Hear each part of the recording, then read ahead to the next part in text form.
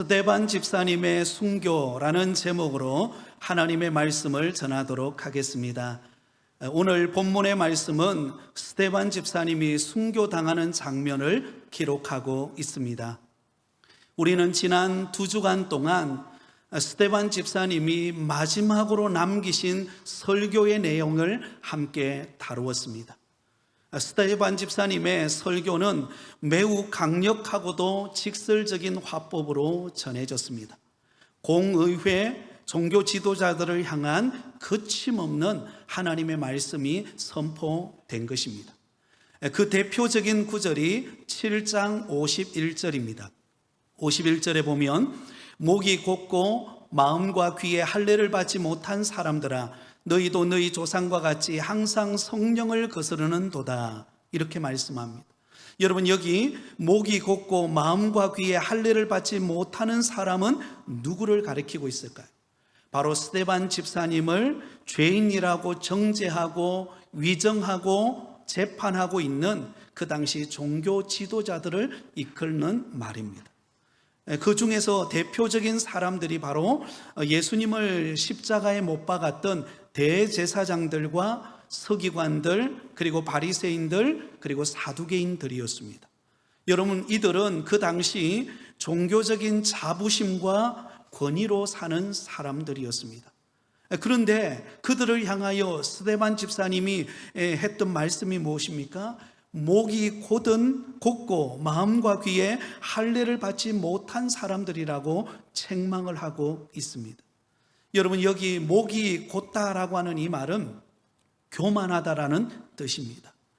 스스로 뭔가 안다고 생각하고 다른 사람들을 판단하고 정죄하고 있는 그들의 교만을 지적하고 있는 것입니다. 여러분, 교만한 사람들의 특징이 무엇일까요? 교만한 사람들의 특징은요, 자신은 뭐든지 잘 안다는 것입니다. 뭐든지 괜찮고 무엇이든지 내가 하는 일은 옳다고 생각합니다. 그러나 다른 사람들을 보면서 그 사람은 바르지 못하고 그 사람은 문제가 있고 그 사람은 무엇인가 정죄받아야 된다, 이렇게 생각하는 사람은 교만한 사람입니다. 하지만 겸손한 사람의 특징은 무엇입니까? 자신의 부족함을 깨닫고 하나님의 은혜 없이는 하루도 살아갈 수 없는 나 자신임을 인식하고 다른 사람을 긍휼히 여기며 살아가는 사람, 그 사람이 겸손한 사람입니다. 오늘 이 시간 예배드리는 사랑하는 성도 여러분, 저와 여러분은 하나님과 사람 앞에 겸손함으로 살아가는 축복된 인생이 되시기를 예수님의 이름으로 축원드립니다. 스데반 집사님은 종교 지도자들을 향하여 목이 곧고 교만하다고 말했을 뿐만 아니라 마음과 귀에 할례를 받지 못한 사람이라고 말했습니다. 겉으로는 그들은 할례를 받았습니다. 그들은 선민이라고 자부심을 가졌습니다. 그러나 정작 그들에게는 진정한 회개와 거룩한 삶을 살지 못하는 그들의 삶의 모습이 있었던 것입니다. 그러므로 교만하고 진정한 회개와 거룩한 삶을 살지 못하는 그 종교 지도자들을 향하여서 스데반 집사님이 책망함으로 인하여 그들은 여러분 성령을 거스리는 삶의 결과를 가져오고 말았던 것입니다. 그래서 안타깝게도 스데반 집사님이 주옥과 같은 하나님의 말씀을 전하였음에도 불구하고 그들은 그 말씀을 듣고 받아들이지 않고 오히려 이를 갈며 분노하고 있는 그들의 모습을 볼 수가 있습니다.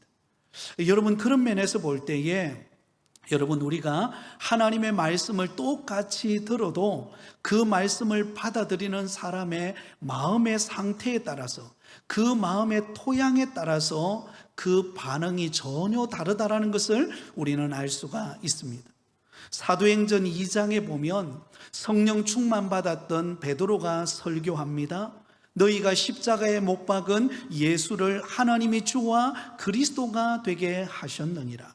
여러분, 그러자 그 말씀을 들었던 사람들의 마음에 찔림이 왔습니다. 그래서 사도들에게 이렇게 묻죠. 형제들아, 우리가 어찌할꼬? 그러자 베드로 사도가 그들을 향하여 그 해답을 가르쳐 줍니다. 사도행전 2장 38절에 우리 같이 읽습니다. 베드로가 이르되 너희가 회개하여 각각 예수 그리스도의 이름으로 세례를 받고 죄 사함을 받으라. 그리하면 성령의 선물을 받으리니. 아멘. 너희가 회개하고 예수 그리스도의 이름으로 세례를 받으면 죄 사함을 얻고 성령을 선물로 받게 될 것이다. 그러자 여러분, 그들이 회개하고 세례를 받고 성령을 선물로 받았습니다. 그때 믿은 사람들이 3,000명이나 되었다라고 그렇게 말씀합니다. 하나님의 말씀을 듣고 그 말씀을 흘려보내는 것이 아니라 그 말씀 앞에 회개하고 돌이키고 은혜로 살았을 때 그들은 여러분 성령을 선물 받는 축복의 열매를 맺게 되었던 것입니다. 그런데 오늘 본문에 똑같이 스데반 집사님이 설교를 했음에도 불구하고 그들은 어떻게 반응하고 있습니까? 54절입니다. 이렇게 반응합니다. 같이 읽습니다. 그들이 이 말을 듣고 마음에 찔려 그를 향하여 이를 갈거늘. 스데반 집사님이 주옥과 같은 하나님의 말씀을 선포했습니다. 그런데 그들이 그 말씀을 듣고 찔리기는 했지만 그들이 돌이킨 것이 아니라 도리어 이를 갈며 스데반 집사님에게 분노하고 있는 그들의 모습을 보여줍니다. 너무나 안타까운 모습이 아닐 수가 없는 것입니다.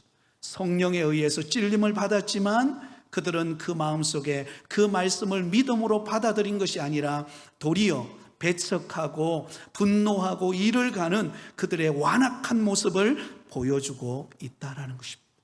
사랑하는 성도 여러분, 저와 여러분은 하나님의 말씀을 들을 때 그 말씀을 믿음으로 받아들이는 은혜가 있기를 바랍니다. 하나님의 말씀이 선포되어질 때 이 말씀은 김 집사님에게 해당되어지는 말씀이 아니라 누구에게 해당되는 말씀이에요? 나에게 해당되고 나에게 적용되어지는 말씀이라. 그렇게 믿음으로 아멘으로 화답할 때 30배, 60배, 100배의 결실을 맺는 은혜가 있을 줄 믿습니다. 자, 그렇다면 여러분, 이처럼 이를 갈며 분노하고 어떻게 하면 저 스데반 집사님을 죽일까 음모를 꾸미고 있는 그들 앞에 스데반 집사님은 어떻게 반응했을까요? 어떤 모습을 보여주고 있을까요? 55절, 56절에 이렇게 반응하고 있습니다. 같이 읽습니다. 스데반이 성령 충만하여 하늘을 우러러 주목하여 하나님의 영광과 및 예수께서 하나님 우편에 서신 것을 보고 말하되 보라 하늘이 열리고 인자가 하나님 우편에 서신 것을 보노라 한대. 아멘.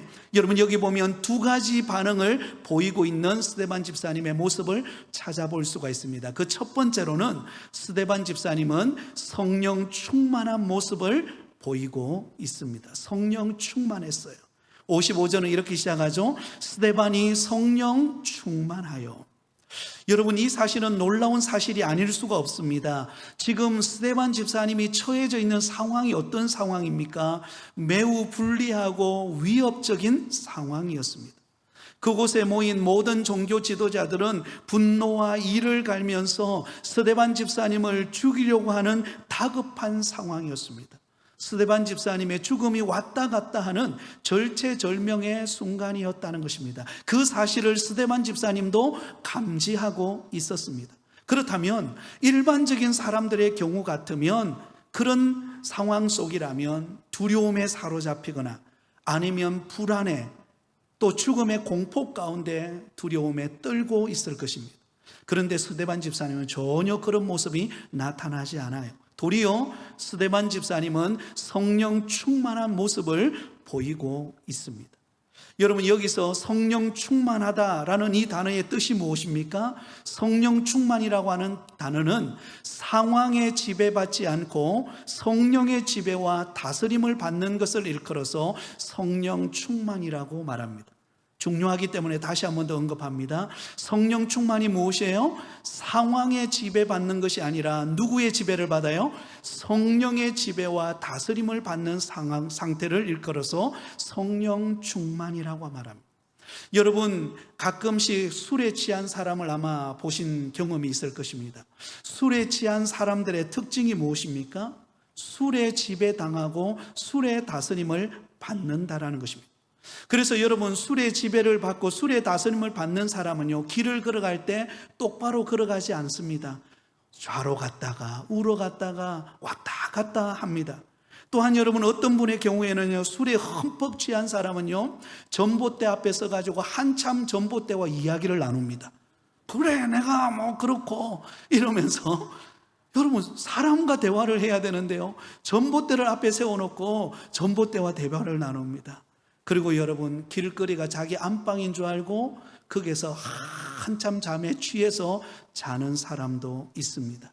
왜 그럴까요? 술의 지배를 받았기 때문입니다. 술의 지배를 받으면요, 물불을 가릴지 몰라요. 상황이 파악이 안 되는 것입니다. 지금 내가 길가에 자고 있는지, 지금 내가 전봇대 앞에서 이야기하고 있는지 제정신이 아닌 거예요.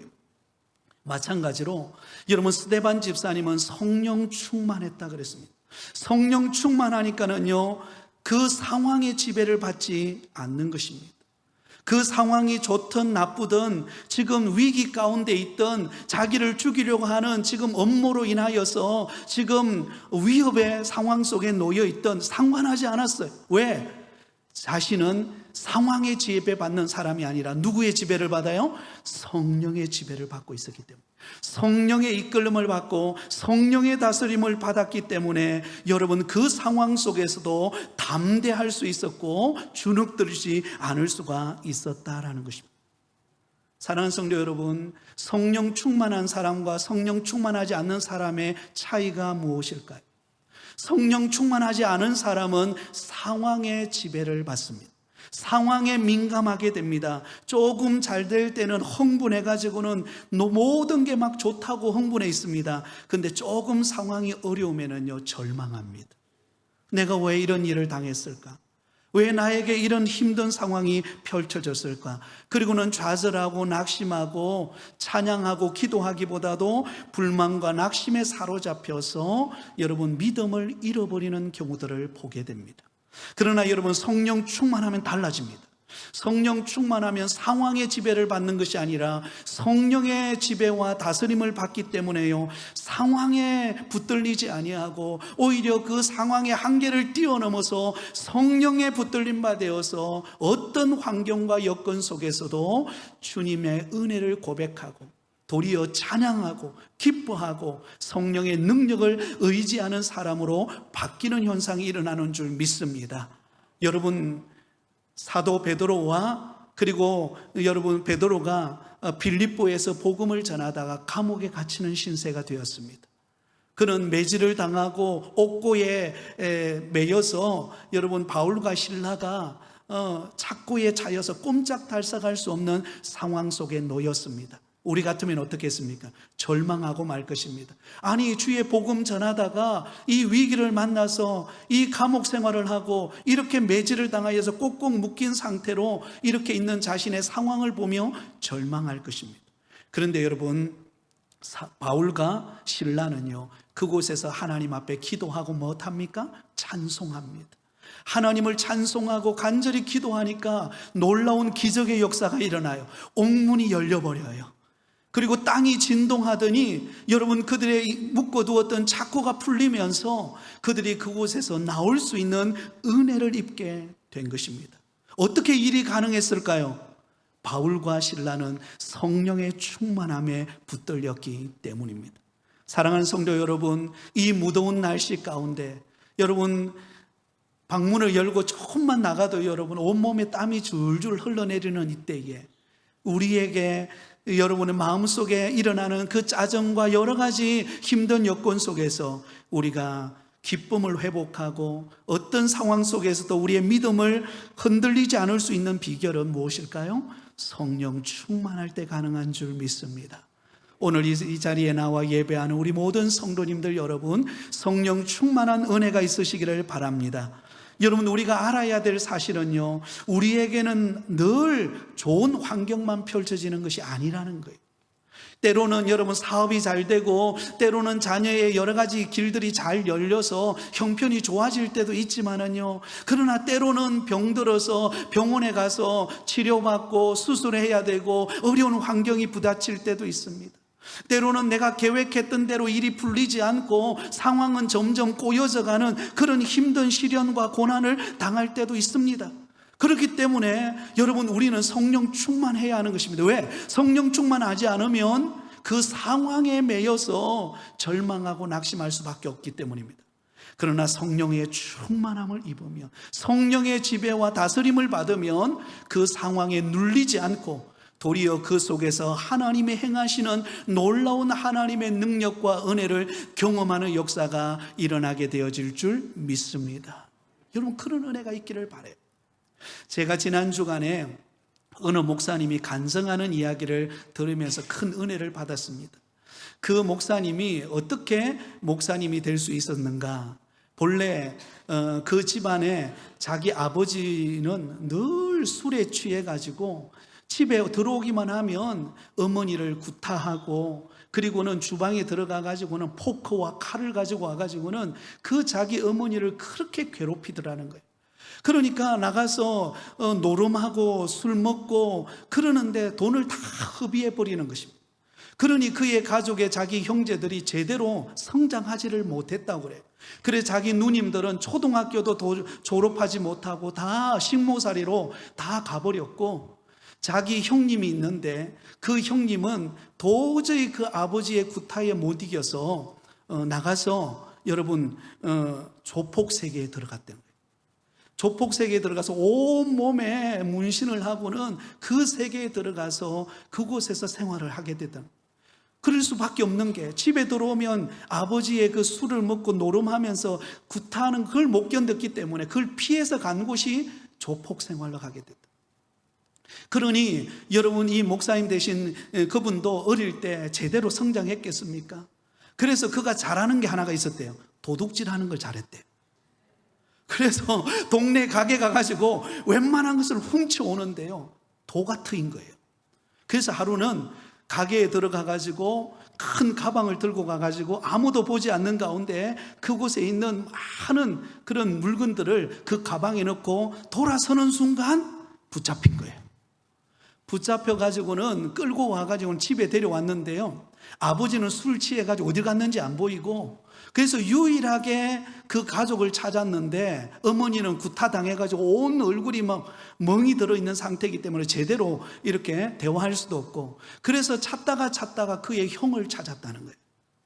그 조폭 세계에 들어가 있는 형, 그 형이 어떻게 수소문을 해가지고 와서 이것을 수습을 하는데요, 수습이 제대로 되겠습니까? 그리고는 죄송하다고, 그리고는 물건을 돌려드리고는 집에 와가지고는 그 형에게 구타를 당하는데요, 그 형이 전깃줄을 가져와가지고는 그 동생이 그 도둑질하는 그 모습을 보고는 매질을 하는데 한탄을 하는 것이죠. 네가 우리 가정이 어떤 상황인 걸 네가 알지 않느냐고. 아버지는 지금 술과 도박에 취해가지고 저렇게 생활하고 있고, 어머니는 지금 아버지에게 구타당해가지고 지금 집이 풍지방사이 되었는데, 그리고 나도 이런 세계에 들어가서 지금 죽을 똥만 살똥하고 있는데 너까지 우리 집의 희망인 네가 도둑질하느냐. 그리고는 전깃줄을 가지고 막 한 몇 시간을, 한 6시간을 후들게 패더래요. 그래서 한없이 맞았답니다. 아이고 이제 죽겠구나 하는 순간 그 형이 입이 열려서 그때 한마디를 했는데 그 말이 그 인생을 바꿨다는 거예요. 무슨 말이었는가? 네 다음 주부터 교회 안 나가면 내가 가만두지 않겠다. 할렐루야. 성령이 역사하신 줄 믿습니다. 그래서 여러분, 안 믿는 조폭의 형에 의해서 교회 나왔대요. 그리고는 예수 믿고 변화를 받아서 신학교에 들어가고 목사가 되어서 하나님께서 은혜 주셔서 자기 가정을 변화시킨 것을 간증하는 이야기를 들었습니다. 사랑하는 성도 여러분, 우리가 상황에 붙들리면은요 늘 낙심할 것밖에 없습니다. 환경에 붙들리면은요 한숨 쉴 것밖에 없고, 여러분 한 문제 해결하면 또 어떤 문제가 다가옵니까? 또 다른 문제가 우리 앞을 가로막습니다. 그러나 여러분, 성령께 붙잡히면 환경에 지배받는 것이 아니라 성령께 지배받고 성령의 다스림을 받으면 여러분, 우리는 어떤 환경 속에서도 기뻐할 수 있는 줄 믿습니다. 어떤 환경 속에서도 찬양할 수 있는 줄 믿습니다.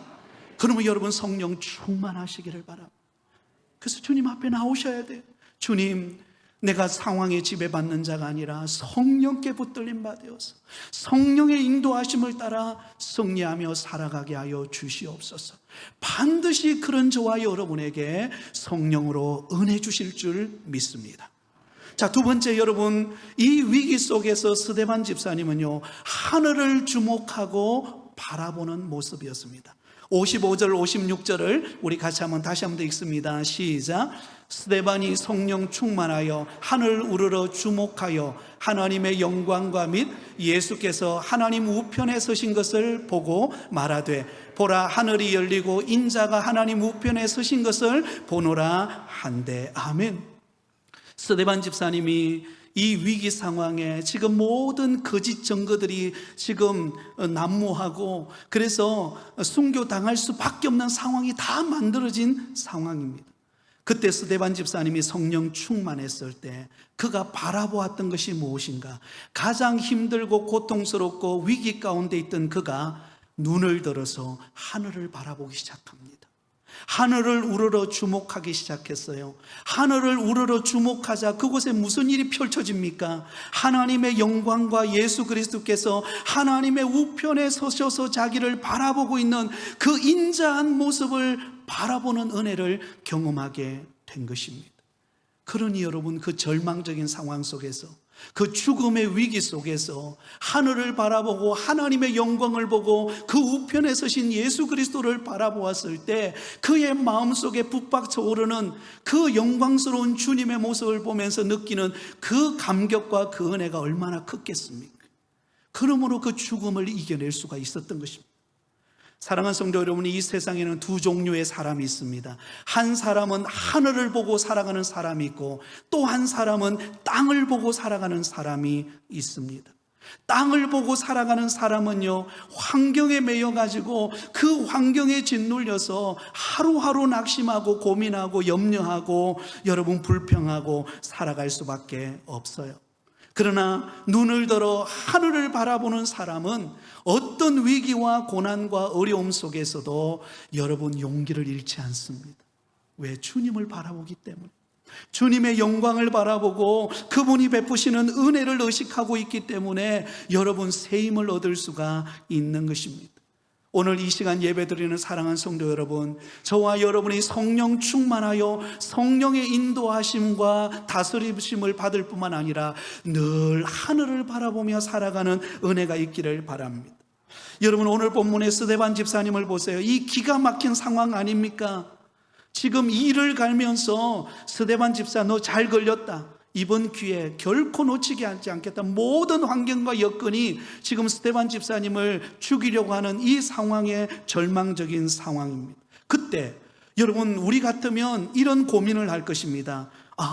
이번에 이 재판 결과가 어떻게 나올까? 나는 감옥에 들어갈까? 몇 년형을 받을까? 사람들은 나를 어떻게 대할까? 여러분, 그거 생각하면서 두려워 떨 것입니다. 그런데 여러분, 스데반 집사님은 이 위기의 상황 속에서 그런 거 계산하지 않아요. 그런 거 보고 두려워하지 않습니다. 스데반 집사님은 눈을 들어 하늘을 바라보기 시작했어요. 하나님의 영광을 보기 시작했습니다. 하나님 보좌 우편에 서신 그 승리하신 우리 주 예수 그리스도를 바라보았습니다.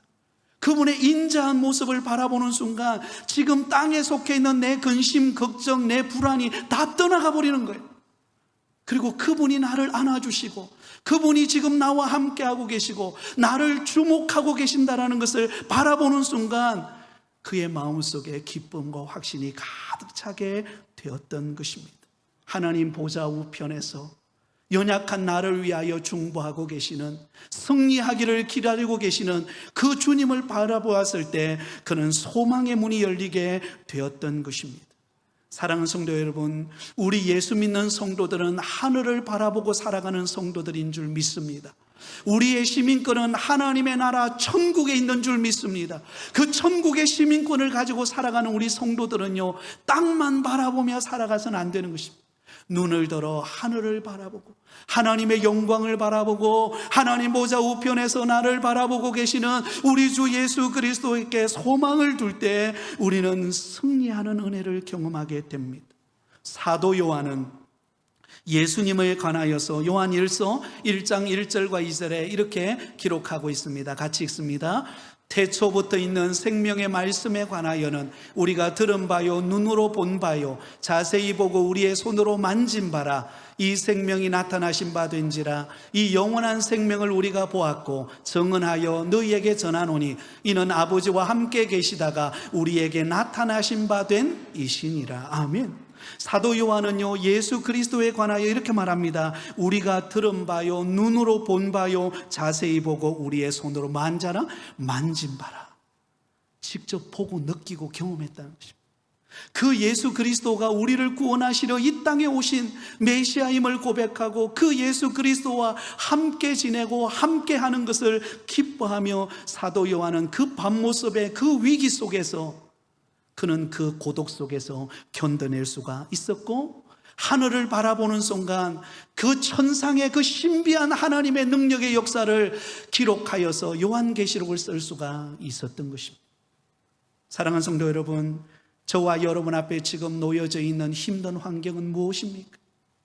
그것 바라보고 여러분 내게 주어진 여러 가지 어려운 여건을 계산하면서 풀리지 않네, 절망이야, 낙심이야, 그러고 계십니까?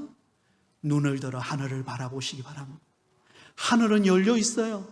아멘. 하늘은 열려 있습니다. 하늘이 열려 있기 때문에 그 하늘을 바라보는 자는 소망이 있습니다. 하늘을 바라보는 자는 하나님이 우리와 함께하고 계심을 느끼게 될 것입니다. 하나님의 영광을 보고 일어나는 역사가 일어날 줄 믿습니다. 여러분, 그런 사람이 부르는 찬양이 있어요. 찬송가 445장에 보면 태산을 넘어 험곡에 가도, 제가 말씀을 준비하는데 이 찬양이 떠올랐어요. 태산을 넘어 험곡에 가도 빛 가운데로 걸어가면 주께서 항상 지키시기로 약속한 말씀 변치 않네. 우리 같이 부릅니다. 하늘의 영광, 하늘의 영광, 나의 맘속에 차고도 넘쳐 할렐루야를 힘차게 불러 영원히 주를 찬양하리. 여러분, 태산을 넘어 험곡에 가도 우리가 빛 가운데로 걸어가는 것은 하나님의 영광이 우리를 비추고 있기 때문입니다. 여러분, 눈을 들어 소망의 눈을 열어 하나님을 바라볼 때 우리는 어떤 어려움과 위기도 극복할 수 있어요. 그래서 여러분, 기도가 은혜인 것은요, 기도하기 전에는 낙심이 되고 절망이 되고 내게 찾아온 그 환경이 너무 힘들어서 주저앉고 싶을 때가 너무 많아요. 그런데 하나님께 맡기고 기도하고 하나님이 비춰주시는 음성과 그 영광을 보면은요, 기도하기 전과 기도하기 후가 다릅니다. 아무 상황은 바뀐 게 없는데, 그런데 확신이 생겨요. 하나님이 하신다, 하나님이 역사하신다, 하나님은 은혜 주신다. 아멘. 그것을 바라보고 담대히 나아가는 은혜를 경험하는 것입니다. 그리고 때가 되면요, 응답이 이루어져요. 하나님의 은혜가 임합니다. 사랑하는 성도 여러분, 그러므로 믿음의 눈을 들어 하나님을 바라보며 주 바라기 인생을 살아가는 저와 여러분이 다 되시기를 예수님의 이름으로 축원드립니다. 여러분, 이런 영광스러운 아름다운 모습으로 천국을 바라보고 있을 때 여러분, 그를 죽이기 위하여 음모를 꾸몄던 그 사람들은 어떻게 반응할까요? 57절 58절입니다. 이렇게 반응합니다. 같이 읽습니다. 그들이 큰 소리를 지르며 귀를 막고 일제히 그들에게 달려들어 성 밖으로 내치고 돌로 칠세 정인들이 옷을 벗어 사울이라는 청년의 발 앞에 두니라. 아멘. 여러분, 안타까운 장면이 나옵니다. 스데반 집사님은 이제 돌에 맞기 직전이에요. 그러나 성령 충만하여 하늘을 보고 하나님의 영광과 그 보좌 우편에 서신 그 영광스러운 주님을 바라보며 소망 중에 있지만, 그러나 그를 죽이려고 했던 종교 지도자들의 모습은 어떻습니까? 그들은 큰 소리를 지르며 귀를 막습니다. 큰 소리를 지르면서 스데반 집사님이 선포하는 메시지를 들었지만 그들이 귀를 막아버렸어요. 더 이상 듣지 않겠다는 것입니다. 더 이상 받아들이지 않겠다는 거예요. 여러분, 가장 어리석은 인생은 하나님의 말씀, 영혼의 양식인 말씀이 떨어지는데 그 말씀을 받지 않는 사람이에요. 그 말씀을 듣지 않고자 길을 막아버리는 인생입니다. 그 인생이 가장 초라한 인생이고 어리석은 인생이에요. 어떤 사람이 복된 인생입니까? 하나님의 말씀이 강단에서 선포되어질 때 내 귀를 열고 내 마음의 문을 열고 아멘으로 화답하고 받아들이는 인생이 축복된 인생입니다. 여러분, 이스라엘 백성들이 광야의 길을 걸어갈 때요, 하늘에서 만나가 내렸어요. 그 만나를 내린 그 만나를 먹고 하루하루 그 힘든 광야의 길을 이겨내었습니다. 우리 성도들이 이 험한 세상을 어떻게 이겨낼 수 있습니까? 우리에게 선포되는 하나님의 영혼의 양식을 먹을 때, 그 영혼의 양식에 귀를 기울이고 그 말씀이 나의 말씀이라고 받아들일 때, 여러분, 우리는 살아나는 은혜를 입을 줄 믿습니다. 그런데 어리석게도 그들은 받아들이지 않았어요. 그리고는 어떻게 합니까? 일제히 스데반 집사님에게 달려들어서 성 밖으로 내치고는 돌로 쳐서 그를 죽입니다. 안타까운 장면이 나타나죠. 너무나 영광스러웠던 스데반 집사님이 거짓 증인들에 의해서, 종교 지도자들에 의해서 돌에 맞아서 비참하게 죽음을 맞이합니다. 너무나 안타깝죠. 그런데 놀라운 사실은요, 오늘 본문에 그런 비극으로 끝나는 본문이 아니에요. 오늘 본문 58절을 다시 보세요. 우리 58절을 우리 마지막으로 같이 읽습니다. 시작.